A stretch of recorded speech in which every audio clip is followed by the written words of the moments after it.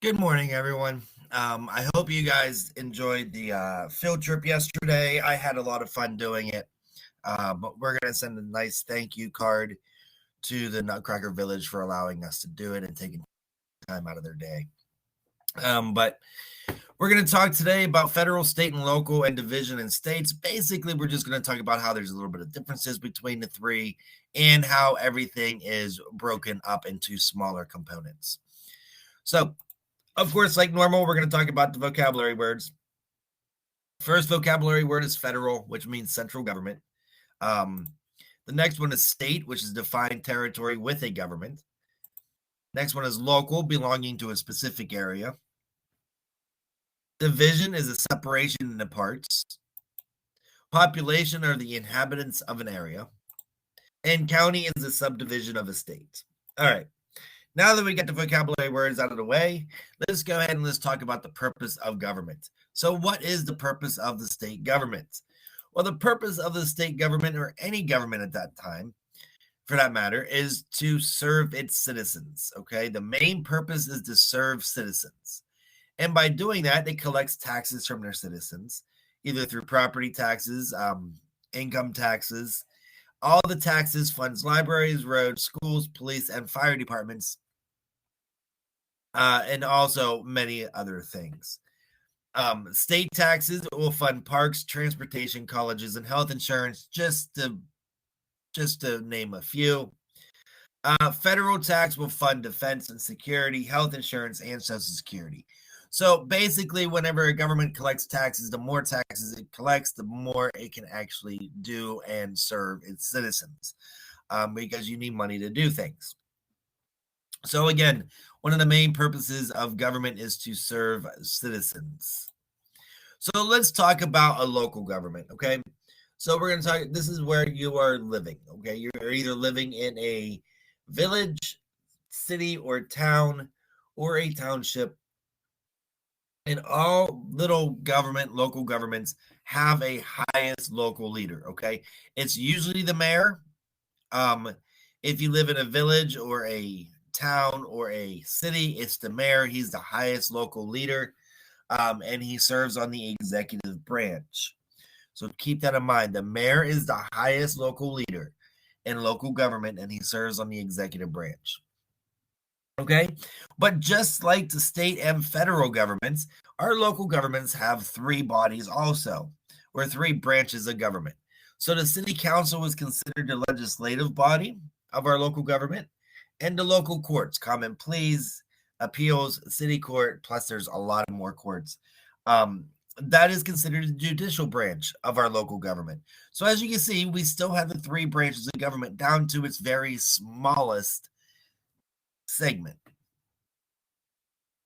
So this is what I was talking about in the divisions and states. We have a giant country, right? The United States is one country, but each of those inside the United States, we have 50 individual states divided up as you see here on the map. Okay, so states are divided into area. And by doing that, it makes it a lot easier for the government to service its citizens, to service citizens. All right. So we know that there's 50 states, but within each state, we talked about this a few days ago, states are divided into areas. Okay, we have 88 counties here in Ohio, which you can see here that's all mapped out. It's divided. Then inside those counties, we even go smaller. We go into cities, towns, and villages because Cleveland is a big city, right? Columbus is a big city. Cincinnati is a big city, but it's not bigger than the county it resides in. Okay, so counties are the second biggest division in the state of Ohio. Then we're going to go down to cities, then towns, then villages.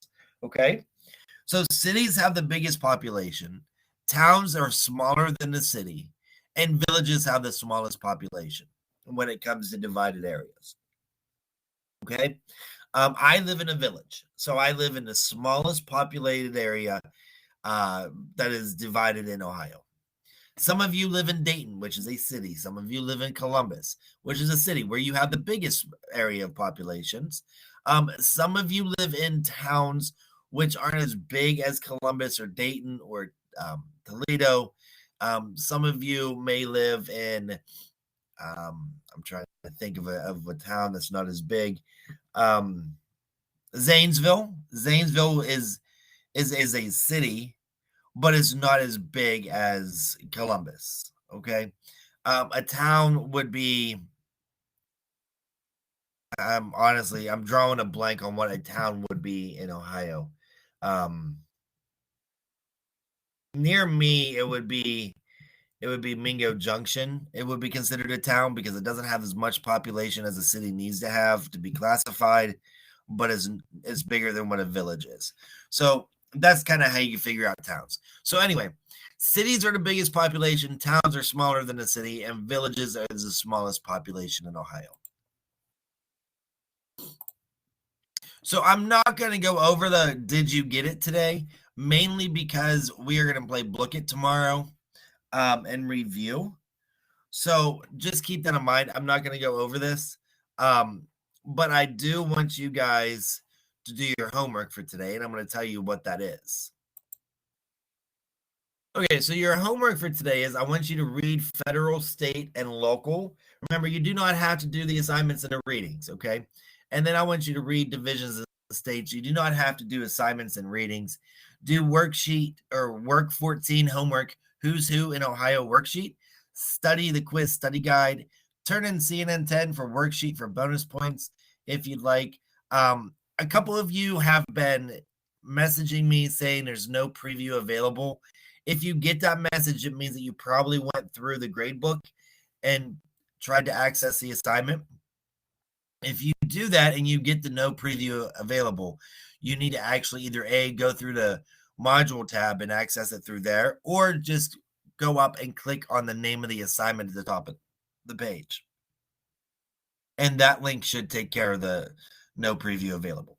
All right, guys, have a great Wednesday, and I will see everybody tomorrow for Thursday.